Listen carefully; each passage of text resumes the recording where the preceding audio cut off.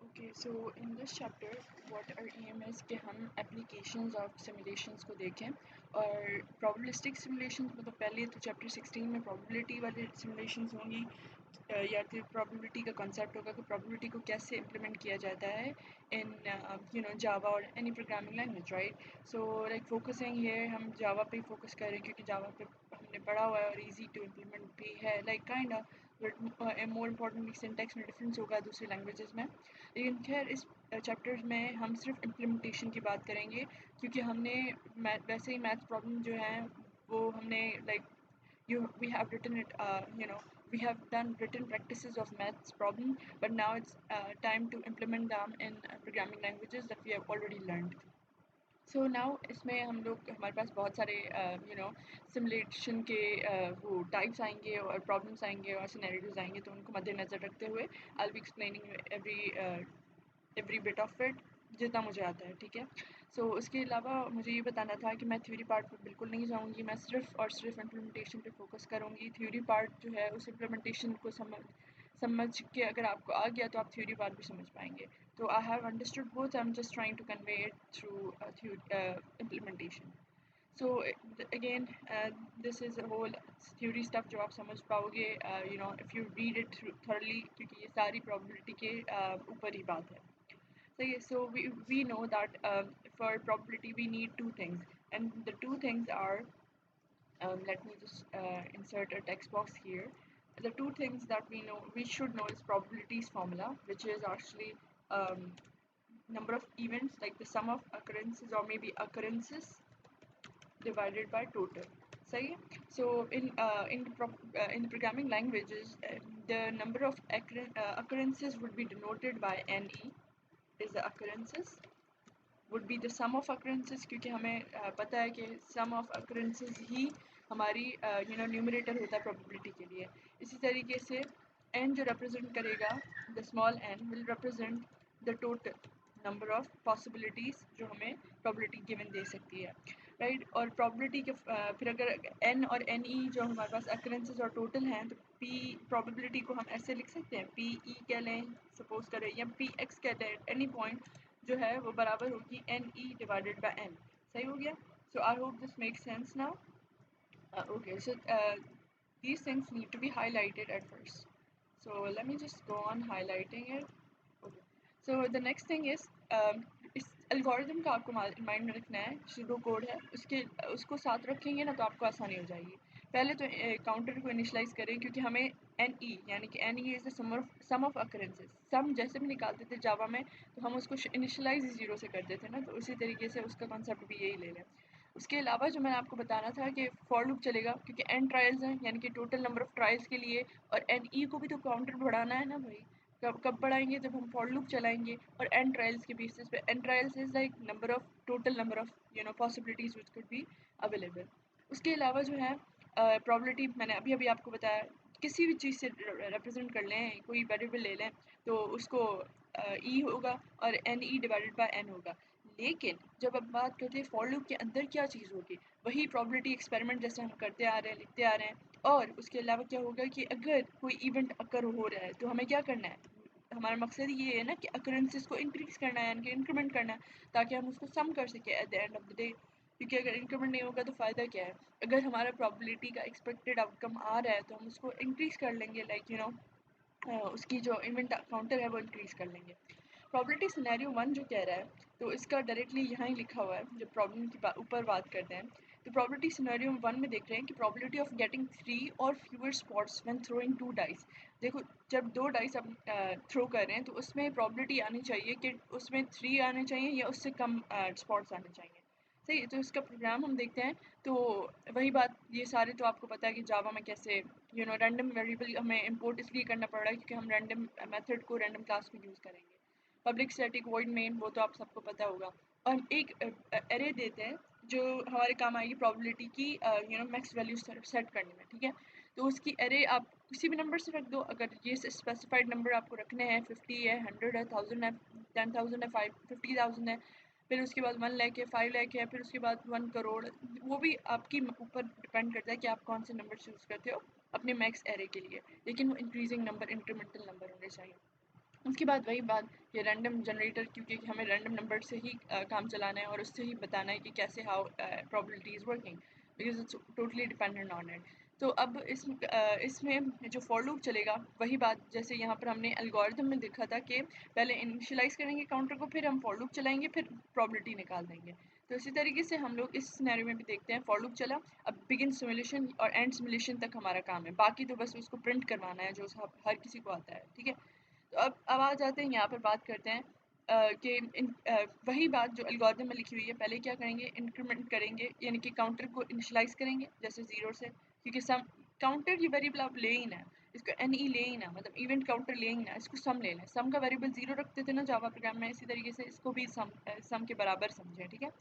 उसके बाद कह रहे हैं कि फॉर लूप चला रहे हैं 1 से लेकर मैक्स आई जो हमने ये एरे सेट की थी इस तक चला रहे हैं, यानी कि उसके ith वेरिएबल तक चला रहे हैं। सपोज करें 50 है ith वेरिएबल ना शुरू वाला, तो 1 से 50 तक चलेगा और इंक्रीमेंट करते जा रहे हैं। ये फॉर लूप जो है ना, इसकी जो इनिशियलाइजेशन, कंडीशन और इंक्रीमेंट दोनों तीनों जो है ना वो सेम ही रहती हैं ऑलमोस्ट हर फॉर लूप में, सो just be mindful about that. उसके बाद वही बात कि रैंडम इंटीजर हम लोग चूज़ कर रहे हैं बिटवीन 36 ये तो आपको पता है कि जनरेटर डॉट नेक्स्ट हमें क्या देगा, numbers of generator is random generator जो हमें मिल रहा है रैंडम नंबर से, रैंडम क्लास को कॉल करके रैंडम नंबर ही मिलेंगे। लेकिन 36 क्यों? क्योंकि हम 2 डाइस रोल कर रहे थे ना, प्रोबेबिलिटी सिनेरियो 1 में देखें तो हम क्या है 2 डाइस को रोल कर रहे हैं, मतलब एक डाइस में तो हमें पता है कि हमारे पास 6 पॉसिबिलिटीज़ हैं, तो 2 हमारे पास 2 पावर 6 होता है, यानी कि 2 power 6 is what we get is 36, right. I hope that make sense. So उसके अलावा हमारे पास क्या है कि we have R E is less than 3। Why less than 3? क्योंकि हम चाह रहे थे कि 3 और फ्यूअर स्पॉट्स होने चाहिए, तो 3 और फ्यूअर स्पॉट्स की कंडीशन हमें फॉर लूप के अंदर बतानी पड़ेगी। तो हमने बता दी कि इफ़ हमारे पास जो आर ई यानी कि काउंटर आ रहा है 36 नंबर्स पे, तो हमें क्या करना है, उसको जितने भी लेस देन 3 हो फिर उनका इंक्रीमेंट करना है काउंटर को, मतलब हमारे जो इवेंट है तब अगर होगा जब लेस देन 3 आएंगे ना स्पॉट्स, तो आ गए उसको इवेंट को काउंटर को इंक्रीज कर दिया, बस काउंटर इंक्रीज हो गया, हमारा मकसद कामयाब हो गया। और इस तरीके से एन ई को डाल दो, प्रोबेबिलिटी वाले फंक्शन है ये, प्रोबेबिलिटी है फंक्शन नहीं सॉरी फॉर्मूला में प्रोबेबिलिटी है, एन ई काउंटर इंक्रीज होगा, फॉर लूप के बाद जब एग्जिट होगा तो उसका जो फाइनल रिजल्ट आएगा उसको n E divided by max I is the total जो हमने एरे ली थी उसका मैक्स आई, कोई भी ले लेंगे, ठीक है। उसके अलावा क्या करना है, बस उसको प्रिंट करना है, ये होती है बस सिंपल बेसिक प्रोग्राम, इसमें कोई like hard and fast rule था नहीं जो like we were worried about. इस तरीके से हम लोग बोलते हैं कि हमें पता नहीं है कि हमें कितने काउंटर्स मिलेंगे, या हमें या ये भी नहीं पता कि हमारे पास कितने स्पॉट्स होंगे, या कुछ भी हमें आइडेंटिफिकेशन ऑफ द प्रॉब्लम दी ही नहीं हुई, तो हमें कैसे करना होगा, फिर ऐसे करना होगा, वही इनिशियलाइज करो अपने काउंटर को, ठीक है, सम वेरिएबल ही ले लेते हैं, कोई मसला नहीं है, उसको मैक्स आई तक लेके जाओ जैसे मैंने आपको अभी बताया, ठीक है। मैक्स आई तक लेने जाने के बाद उसके बाद क्या है, अब हमारे पास उसमें डायरेक्ट हमें इंस्टेंसेस अकरेंसेस का पता था 36, लेकिन इसमें नहीं पता, तो हम लोग क्या करेंगे, 2 डाइस रोल हो रहे हैं, ठीक है, 2 डाइस रोल हो रहे हैं तो हम लोग RE1 RE2 रख देंगे, और फिर हमें पता है कि एक डाइस में 6 होता है और दूसरी डाइस में भी 6 होता है, सही है, तो उसको 1 के साथ प्लस कर देंगे ताकि हमारे पास जो नेक्स्ट नंबर आए वो प्रोबेबिलिटी के करीब हो, ठीक है, क्योंकि हमें पता है कि 1 मैक्सिमम प्रोबेबिलिटी, लेकिन वी नो दैट पर्टिकुलरली हमारे पास 1 जो होगा वो किसी भी नंबर को लाइक जस्टिफाई कर लेगा, यानी कि इक्विवेलेंट कर लेगा टू बी सेड, ठीक है। और उसके बाद क्या है, उसके बाद अच्छा, अगर सपोज करें यहाँ पर ज़ीरो से स्टार्ट हो रहा था तो इसलिए 1 भी आ सकता था, तो 1 से स्टार्ट होना है और 6 तक जाना है, तो वी नो दैट। फिर उसके बाद हम कंडीशन तो दोबारा डालनी है कि भाई 2 डाइस रोल हो रहे हैं, RE1 RE2, मतलब जो भी उनके रैंडम टीचर्स हैं उनके दोनों की सम, ऑब्वियसली दोनों डाइस रोल हो रहे हैं एट द सेम टाइम, तो it would be sum, right. और वो हमें फ्यूअर 3 और फ्यूअर स्पॉट्स देने चाहिए, यानी कि लेस देन इक्वल्स टू 3, तभी हम इवेंट काउंटर को इंक्रीज करेंगे।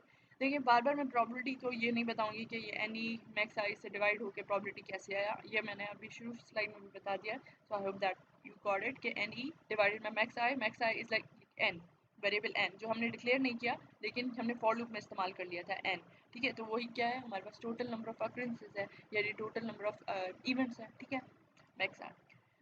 उसके अलावा आ जाते प्रॉबिलिटी सिनेरियो 2 में, जो कह रहा है कुछ इस तरीके से कि probability of getting exactly 3 heads and 5 tosses. अब टॉसेस हो रहे हैं कॉइन के होते हैं 2 हिस्से, ठीक है, तो मैंने 2 हिस्से बताया, हेड और टेल होता है, ठीक है। तो अब हम बात करते हैं, इनिशियलाइज करते हैं काउंटर को, फॉर लूप चलाया, वही हेड्स का वेरिएबल क्यों दे रहे हैं, क्योंकि हमें हेड्स मालूम करना है ऑब्वियसली। फिर उसके बाद अंदर वाला लूप चला रहे हैं किस टाइम के लिए, कितने 5 टॉसेस हो रहे हैं, 5 टॉसेस के लिए हमें लूप दोबारा चलाना पड़ेगा। 5 टॉसेस के अंदर हम टॉस की बात कर रहे हैं, यानी कि कॉइन के दो होते हैं, पार्ट्स होते हैं, या if you can see my pointer, तो हमारे पास दो ऑब्वियसली आउटकम्स होते हैं, या हेड होगा टेल होगा, तो उसके अकॉर्डिंगली हमने 2 लिखा हुआ है। तो अब हेड्स जब आएगा, heads is like some variable, ठीक है, हेड्स जब आएगा तो heads equals to heads plus r e जो भी लाइक कोई कॉइन टॉस कर रहे थे, जो भी आंसर आया तो उसको प्लस कर लेंगे सम के साथ। और at the end of the day हमें क्या है कि अगर एग्जैक्टली इज लाइक ऑब्वियसली 3 के इक्विवेलेंट, मतलब 3 ही होने चाहिए, तो फिर इवेंट काउंटर हम लोग इंक्रीज कर लेंगे और प्रोबेबिलिटी को निकाल देंगे, एंड ऑफ सिमुलेशन, खत्म बात। ठीक है, तो I hope you got it. और इसका जो भी आउटपुट आएगा वो इस तरीके से आएगा जो मैम ने दिया हुआ है इसके आउटपुट स्क्रीनशॉट में। इसी तरीके से हम लोग आते हैं प्रोबेबिलिटी सिनेरियो 3 में कि in this example we wish to find probability that in a class of 23 students at least 2 students have the same birthday. ठीक है, तो हम लोग जब प्रोबेबिलिटी की बात करते हैं तो हमारे पास हमारी क्लास में सपोज करना है 23 स्टूडेंट्स हैं, उसमें से हम चाहते हैं कि एटलीस्ट 2 स्टूडेंट्स की सेम बर्थ डेट आए, तो हम उसको कैसे सॉल्व करेंगे। आ जाता है इसकी प्रॉब्लम पर, वही इनिशियलाइज करो, फॉर लूप चलाओ, फिर बर्थडे वेरिएबल सेट करो जो 23 स्टूडेंट्स के लिए हो ना। अब इस स्टूडेंट्स की जो एंटिटी होगी वो तो एक डिफरेंट होगी, तो हम स्टूडेंट्स की एंटिटी के लिए हम लोग एक एरे बना लेंगे। No match is equals to true, यानी कि match is equals to false, ये बूलियन वेरिएबल। अच्छा, इनको हम लोग ऐसे एटलीस्ट या यानी कि एटलीस्ट टू हो, या ऐसे कोई प्रॉब्लम स्टेटमेंट्स आती है ना, तो हम उसको नेगेट करके उसका आंसर मालूम करते हैं। ठीक है, तो just be mindful about that. No match is equals to true, यानी कि हमारे पास कोई भी मैच नहीं है तो वो ट्रू है। सही है, तो मतलब हमें हमें मालूम करना है match is equals to false, मतलब कोई भी मैच मिला ही नहीं, फॉल्स है। जे काउंटर एक वेरिएबल आप स्टार्ट कर लो जिसको ट्रेवर्स करे इस एरे को जो हमने बनाई थी स्टूडेंट्स की, यानी कि बर्थडेज की 23 बर्थडेज। अगर हम एक कंडीशन चला रहे हैं वाइल लूप के अंदर ही कि नो मैच, यानी कि मैच जो है वो फॉल्स है, एंड जो जे लेस देन 23, क्योंकि हम चाहते हैं 23 तक एग्जीक्यूट हो और उसकी ट्रेवर्स हो लूप, तो बर्थडे अगर हम लोग वेरिएबल ले रहे हैं तो हम 365 डेज, हमारे पास टोटल डेज जो होते हैं वो बर्थडे के लिए या एक ईयर में 365 डेज आते हैं। तो राइट, हम एक जो वेरिएबल आएगा for the particular birthday array, तो वो हम लोग 365 डेज के अंदर ही आएगा, क्योंकि बर्थडे तो है वो 365 डेज के अंदर ही आनी है। ठीक है, वो किसी ऑब्वियसली 366 डेज पर तो आने से नहीं रही। सही है, सो उसको हम स्टोर करते जाएंगे बर्थडेज में। ठीक है, 23 पॉसिबिलिटीज के लिए। अब आ जाते हैं फॉर लूप चलाया, ठीक है, जो चलाना होगा हमारे लिए के, और उसको ट्रेवर्स करने के लिए दोबारा हमने जो जे जीरो वेरिएबल इस्तेमाल किया था, बनाया था, उसको यूज़ करेंगे। के इक्वल्स टू जीरो, के लेस देन जे, के प्लस प्लस, जो हमें पता चल रहा है कि इंक्रीमेंट हो रहा है कंपेयर विद अदर्स करने के लिए। क्यों हम लोग ये for loop inner for loop बना रहे हैं, इसलिए बना रहे हैं कि भाई हम देख, एक तो बर्थडेज तो निकाल ली 365 तक 23 वाले स्टूडेंट्स की, लेकिन अब हमने करना क्या है कि भाई दो स्टूडेंट्स के मैच करने हैं ना। अब दो स्टूडेंट्स कौन से ले रहे हैं हम लोग, पहले तो जे स्टूडेंट जो हम 365 डेज से निकालेंगे, दूसरा स्टूडेंट हमने के ग्रुप से चलाया है, तो वो दोनों अगर मैच कर रहे हैं, ठीक है, match is equals to true, यानी कि या आप दूसरे वर्ड्स में लिखें no match is equals to false, क्योंकि हमने नो मैच का वेरिएबल बनाया है यहाँ।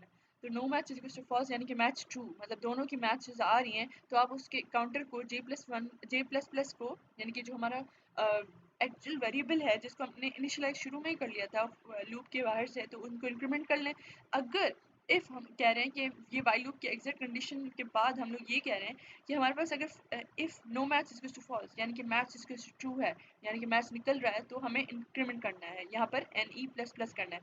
जहाँ पर ये आप देख रहे हो ये no match is to false है ना, तो ये कंडीशन जहाँ पर भी आ रही थी, तो हमें क्या मकसद है कि वहाँ पर हमें इंक्रीमेंट करना है ना, काउंटर करके, कि हमें मैच मिल गया तो हमें इंक्रीमेंट करना होगा प्रॉबिलिटी के लिए, और फिर फाइनली प्रॉबिलिटी हमने मालूम करनी है। इस तरीके से हमने प्रोबेबिलिटी सिनेरियो 3 भी का जो आउटपुट था वो ये रहा, क्योंकि भाई 23 स्टूडेंट्स हैं, उसमें से 2 पीपल के बर्थडे सेम आने चाहिए, तो हमें मिल गए। इस तरीके से प्रोबेबिलिटी सिनेरियो 4 आता है, तो हम डायरेक्टली बात करते हैं यहाँ पर ही। The first of two boxes contain B1 blue balls and R1 red balls, and the second contains B2 blue balls and R2 red balls. हम 2 boxes हैं, उसके अंदर obviously B1 balls हैं, blue balls हैं, R1 red balls हैं, और B2 red balls blue balls हैं and R2 red balls हैं।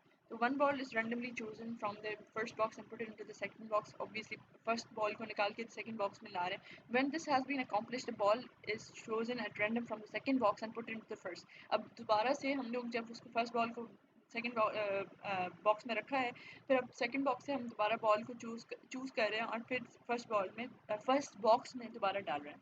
Ball is now chosen from the first box. अब ये करके उसके बाद हम फर्स्ट बॉक्स से एक बॉल को ले रहे हैं, तो what is the probability that is blue. ठीक है, तो उसकी प्रोबेबिलिटी मालूम करनी है कि वो ब्लू निकले. सही है, तो इसकी भी सिमुलेशन में काउंटर को इनिशलाइज करें, फॉर लूप चलाएं. उसके बाद हमने सेट करनी है, like B1 R1 B2 R2 तो हमें गिवन थे, लेकिन उसकी कोई एक वैल्यू नहीं गिवन थी कि भाई B1 इतनी बॉल्स हैं, R1 इतनी बॉल्स हैं. B1 is blue balls, R1 is red balls. ठीक है, B2 इतनी बॉल्स हैं, R2 इतनी बॉल्स हैं, तो कर लिया भाई, हमने रैंडमली बता दिया. रैंडम जनरेटर चलाएंगे, हमें पता है कि B1 R1 RE के लिए, क्योंकि हम फर्स्ट बॉक्स की बात कर रहे हैं और फर्स्ट बॉक्स को ही हम माइंड में रखते जाएंगे, क्योंकि फर्स्ट बॉक्स से ही एंड में हमें उठाना है बॉल. जो लास्ट बॉल हमने इस प्रोबेबिलिटी सिनेरियो में देखा कि वो फर्स्ट बॉक्स से ही उठेगा, यहाँ से फर्स्ट बॉक्स से ही उठेगा. तो खैर B1 प्लस R1 होगा नेक्स्ट इंटीजर. और उसके बाद हम लोग RE यानी कि देखेंगे कि अगर वो B1 से बॉल उठाया गया है, तो हम लोग क्या करेंगे, B1 से बॉल उठाया गया है यानी कि B1 में एक कमी हो गई. ठीक है, बॉल उठाया गया तो मतलब B1 में कमी हो गई ना, तो B1 को डिक्रीज करेंगे, कमी हो गई. और B2 यानी कि दूसरे दूसरे दूसरे में बॉक्स में चला गया, तो B2 दूसरे बॉक्स में चला गया, तो यानी कि उसमें ऐड हो गया तो यानी इंक्रीमेंट हो रहा है. नहीं तो अगर ऐसा ना हुआ, मतलब रेड बॉल चूज हुई ना, B1 यानी कि ब्लू बॉल चूज हुई, अगर रेड बॉल चूज हुई तो हम लोग क्या करेंगे, R1 से निकालेंगे, क्योंकि सिंस हमने निकाला ही फर्स्ट बॉक्स से है, हमारा फर्स्ट इटरेशन क्या है कि हमें फर्स्ट बॉक्स से निकाल के सेकंड बॉक्स में डालना है.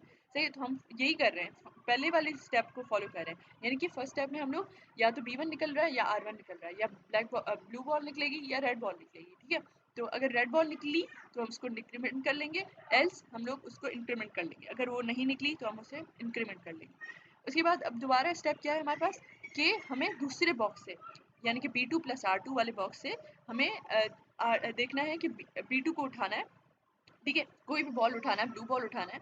अगर ब्लू बॉल उठाया तो हमें क्या होगा, B2 से डिक्रीज होकर B1 पे जाएगा ना, क्योंकि अब सेकंड बॉक्स से हम लोग फर्स्ट बॉक्स पे लेके आ रहे हैं बॉल को, सेकंड बॉक्स से फर्स्ट बॉक्स पे लेके आ रहे हैं, तो फर्स्ट सेकंड बॉक्स से लेके आ रहे हैं, तो क्या हुआ कि मतलब डिक्रीज हो गया उसकी क्वांटिटी. अब तो बॉल उसका है नहीं, उसमें जो एक होना चाहिए था, और फिर B1 में डाल रहे हैं, यानी कि B1 में डाल रहे हैं, तो हम लोग ऐड कर रहे हैं, तो इंक्रीमेंट कर रहे हैं. इस तरीके से हमारे पास रेड बॉल्स की बात करते हैं. तो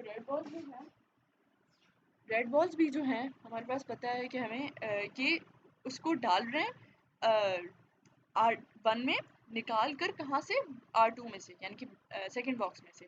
तो वही जहाँ से निकाल रहे हैं वहाँ डिक्रीमेंट होगा, जहाँ पर डाल रहे हैं वहाँ पर इंक्रीमेंट होगा. Makes sense, like as completely from the scenario two, जैसे अगर हम लोग उसको प्रैक्टिकल सिनेरियो करते हैं. आखिर में हमारा स्टेप क्या है कि हम फर्स्ट बॉक्स से दोबारा चूज करें, फर्स्ट बॉक्स से दोबारा फर्स्ट बॉक्स के ऊपर आए. ये फर्स्ट स्टेप था जिसमें फर्स्ट बॉक्स को उठा रहे थे, फिर ये सेकंड बॉक्स जब की बात आई, फिर दोबारा फर्स्ट बॉक्स से आ रहे हैं, ताकि हमें ढूंढना क्या है कि हमें जो हम पिक कर रहे हैं फर्स्ट बॉक्स से अब लास्ट स्टेप में, तो वो ब्लू बॉल आना चाहिए. से अब उसको B1 प्लस R1 किया, क्योंकि हमें फर्स्ट बॉक्स से निकाल रहे हैं, और देख रहे हैं कि रैंडम इंटीजर कि अगर वो B1 निकला तो इवेंट काउंटर को इंक्रीज करेंगे. B1 क्यों, क्योंकि हमें फर्स्ट बॉक्स से ब्लू बॉल ही चाहिए, तो हम लोग क्या चाहते हैं कि ब्लू बॉल निकले. B1 अगर निकलेगा तो हमें पता है कि इवेंट काउंटर को इंक्रीज करना है. सही है, बिकॉज अगर देखो मैंने इसको लिखा भी हुआ है लेस देन B1, क्यों, क्योंकि because one blue ball picked, so B1 becomes less. ठीक है, तो मतलब हमने एक फर्स्ट बॉक्स में से ब्लू बॉल निकाल रहे हैं, तो ऑब्वियसली निकाल रहे हैं something like making it less, right. So less than B1. Now आ जाते हैं दूसरे सिनेरियो पर, मतलब ये तो उसके आउटपुट ही हुआ.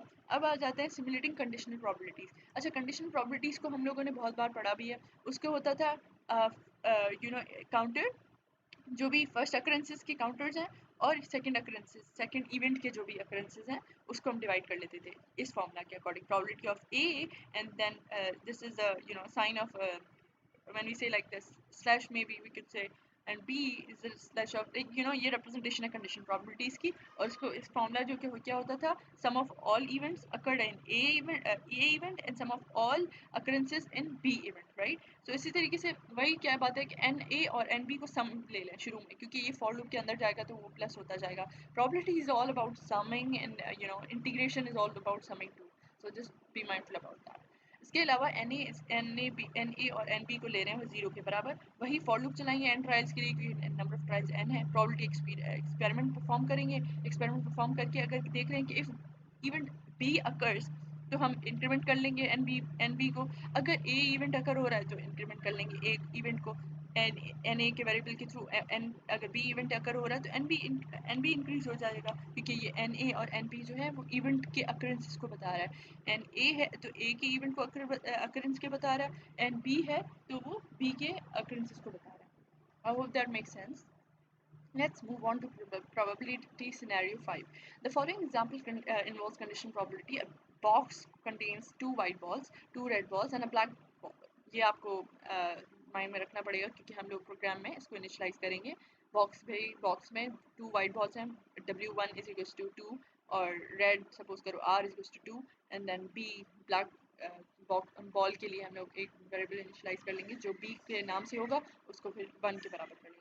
Two balls are chosen without replacement from the box. What is the probability that the second ball is white given that the first ball chosen is white? अब दो बॉल ले रहे हैं, उसमें से जो फर्स्ट बॉल है वो क्या करेंगे हम लोग कह रहे हैं कि वो कोई भी हो, सेकंड बॉल जो होनी चाहिए वो वाइट होनी चाहिए, सही है।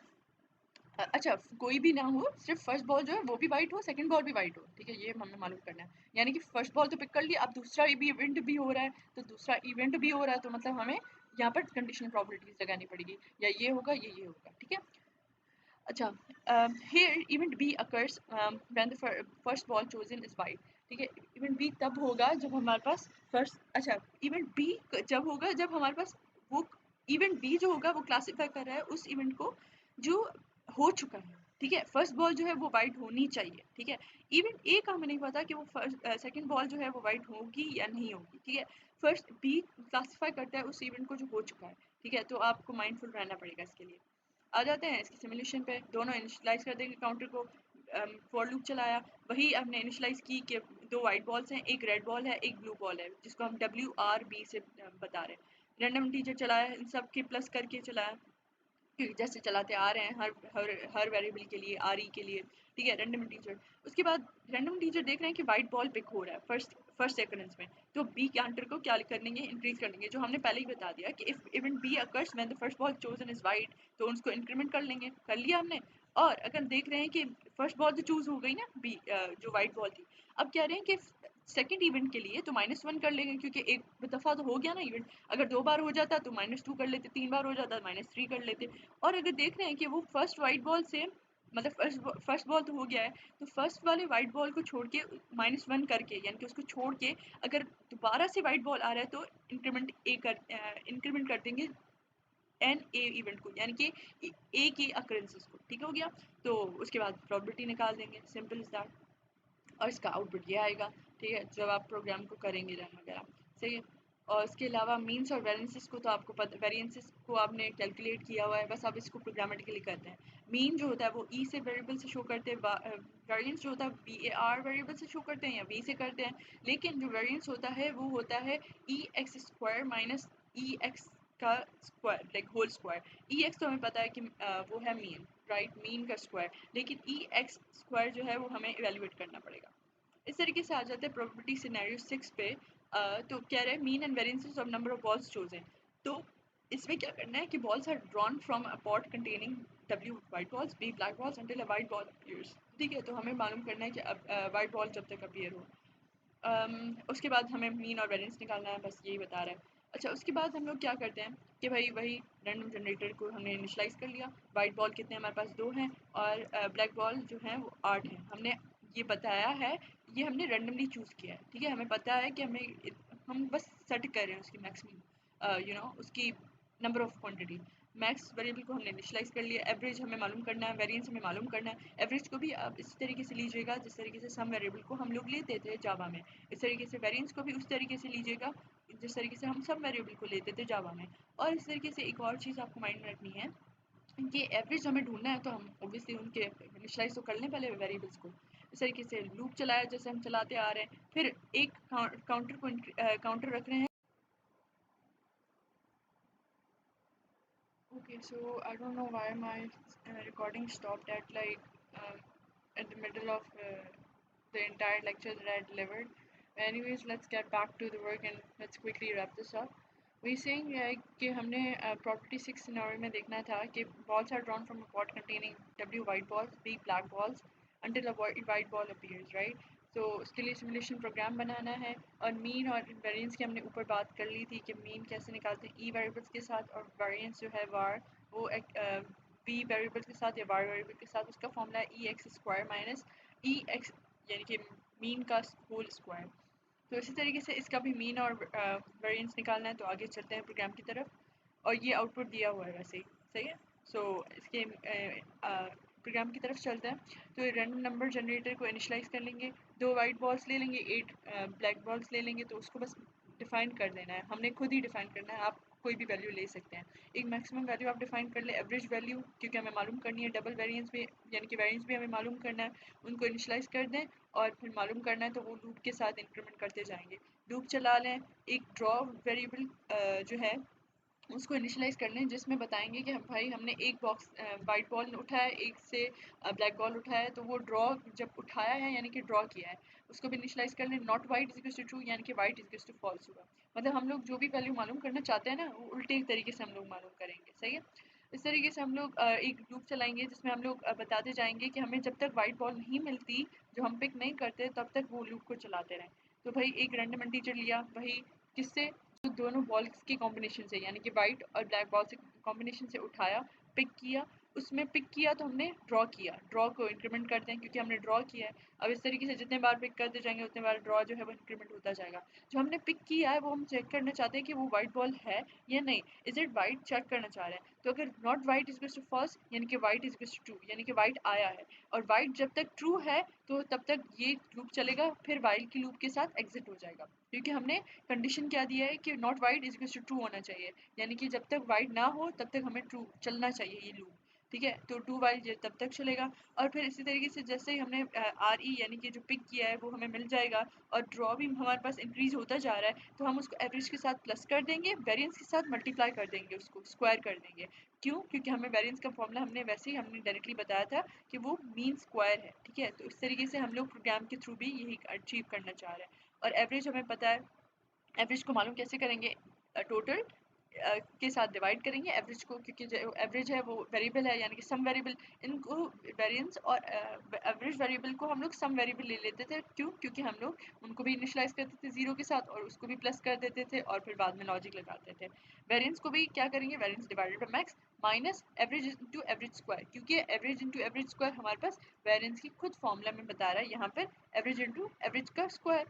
Okay, I hope that is clear. उसके अलावा आ जाते हैं computation of definite integrals. Definite integrals की बात करते हैं तो हमारे पास पता है कि हमें उसके पास अपर लिमिट और लोअर लिमिट होती है, यानी कि अपर लिमिट और लोअर लिमिट को हम लोग डेफिनेट इंटीग्रल्स भी कहते हैं और इसको फंक्शन के थ्रू इवेल्युएट कर देना।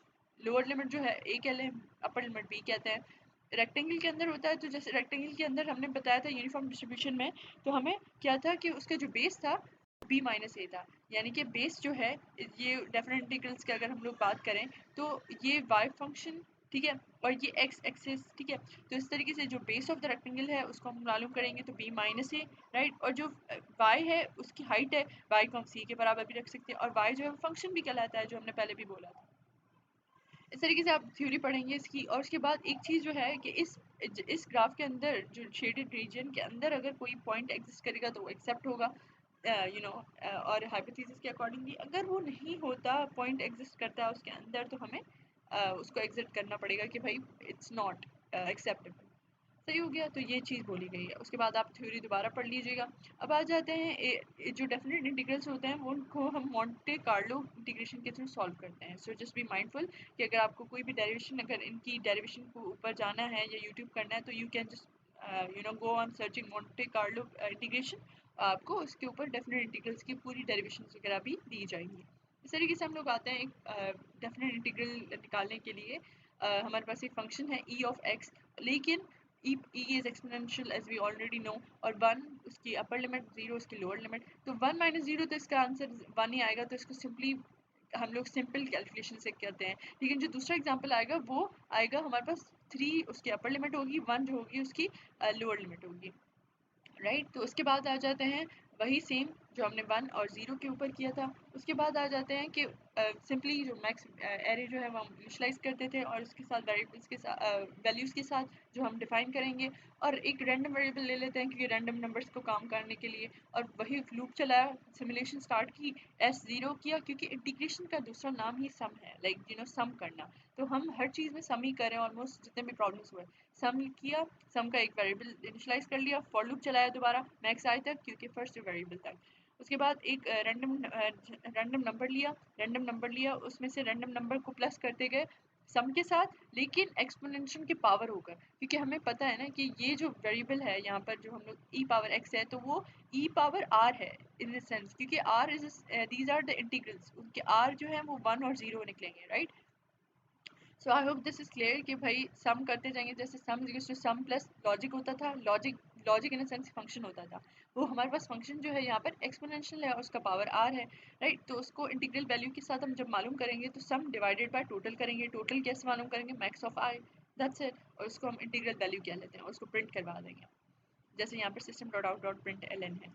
इस तरीके से जब आते हैं कि भाई हमें पता चल रहा था 3 और 1, अब अपर लिमिट 3 है, लोअर लिमिट 1 है, तो और सेम फंक्शन है ई पावर एक्स, तो उसको कैसे सॉल्व करेंगे। प्रीवियस स्लाइड में आपको एक बात ध्यान में रखनी है कि a प्लस बी माइनस ए, अब जो ये वेरिएबल्स कोई भी चेंजिंग नहीं आई, सिर्फ अपर लिमिट लिखा, लोअर लिमिट लिखा, a और b के सूरत में a जो है वो लोअर लिमिट है यानी कि 1, अपर लिमिट 3 है तो वो उसको b वेरिएबल के अंदर स्टोर कर दिया। इस तरीके से रैंडम जनरेटर जो हम लोग रैंडम नंबर ले रहे हैं वो r के अंदर स्टोर कर रहे हैं, और y जो है वो दूसरा वेरिएबल ले रहे हैं, ताकि 3 और 1 को भी सॉल्व करना है। तो 3 और 1 को जैसे सॉल्व करेंगे ना, वो इस तरीके से करेंगे, a plus b minus a into y, y is r in our case, right. और इसकी क्या दूसरी जो थ्योरी बता रहा है कि multiplying the result by b minus A, तो सिर्फ कोई चेंजिंग्स नहीं की हमने यहाँ पर कोई चेंजिंग्स नहीं की, सिर्फ जो एक्सपोनेंशियल का पावर आ रहा था उसको सॉल्व करने के लिए a plus b minus a into r किया, ताकि हमें 3 और 1 को भी तो सॉल्व करना है, और उसको प्लस प्लस कर दिया सम के वेरिएबल के साथ, और उसको अब s डिवाइडेड बाय टोटल नहीं करेंगे, अब उसको b minus a into S करेंगे, क्योंकि हमें बताया गया है कि उसके रिजल्ट को मल्टीप्लाई करना है b माइनस ए के साथ। तो ये चीज़ आई होप इट्स क्लियर, और उसको डिवाइड करनी है टोटल के साथ, और ये हमें इंटीग्रल वैल्यू दे देगी, उसको प्रिंट करवा दें सिंपली। अच्छा, अब आ जाते हैं लास्ट चीज़ पर, काई स्क्वायर यानी कि गुडनेस ऑफ फिट टेस्ट पर। उसमें एक प्रोग्राम जनरेट करना है, जावा प्रोग्राम ही, और उसमें 1000 नंबर्स हैं, 1000 रैंडम नंबर्स, उसकी रेंज जो है 0 to 9 है, और 0 to 9 है, उसके साथ जैसे हमारे पास मैक्स एरे होता था पीछे, तो इस तरीके से हमारे पास काउंट एरे है यहाँ पर, और ये कुछ वेरिएबल्स हैं, कोई वैल्यूज़ हैं, उसके ऊपर हमें काई स्क्वायर एक एक वैल्यू पे निकालना है, ठीक है। तो आ जाते हैं, इसका आउटपुट हमें दिया गया ये रहा। और जब आ जाते हैं इसकी इम्प्लीमेंटेशन की बात के ऊपर कि हमें थ्योरी से कोई मकसद नहीं है, इम्प्लीमेंटेशन है तो बहुत आसान है, रैंडम नंबर जनरेट करें, ठीक है, वो तो वेरिएबल को इनिशलाइज करें। हमें पता है कि 1000 जो है वो रैंडम नंबर्स हैं, के जो वेरिएबल है वो पार्टीशन किन के काम आएगा, क्योंकि हम काई स्क्वायर के अंदर पार्टीशंस करते जाएंगे, ऐसे नहीं है कि भाई डायरेक्टली एक साथ ही करें उसको काई स्क्वायर निकालें, तो एक पार्टीशन के अंदर 10 वेरिएबल्स होंगे, तो बस ये चीज़ रखनी है माइंड में। काई स्क्वायर बिल्कुल सम की वेरिएबल की तरह इनिशियलाइज कर लेंगे उसको, और काउंट जो हमें एरे है उसको हमें डालना है, फिल करना है, तो उसके लिए न्यू इंटीजर के जो है वो उसमें टोटल नंबर्स होंगे वो 10 होंगे। अगर हम इसको भी काउंट करें तो टोटल नंबर्स हमारे पास 10 है, अगर if you see from 94 to 103 we have 10 numbers. इस तरीके से प्रोग्राम के ऊपर आते हैं तो हमारे पास वी सी के उसमें सब इंटरवल्स, क्योंकि हमें पता है कि हमें पार्टीशंस करनी है, पार्टीशंस के लिए लूप चलाया, और उसके बाद सब इंटरवल के लिए रैंडम नंबर्स कोई भी जनरेटर से ले लिया, और के उसका रखा, क्योंकि के नंबर्स चाहिए ना हर पार्टीशंस में, हमें 10 नंबर्स चाहिए। तो और सब इंटरवल्स को इंक्रीज करते गए, ताकि इंटरवल्स बनाते गए ना, एक पार्टीशन बनाते गए, उनको इंक्रीज करते, बस ताकि एक रिकॉर्ड हो कि भाई हमने इतने सब इंटरवल्स बनाए थे।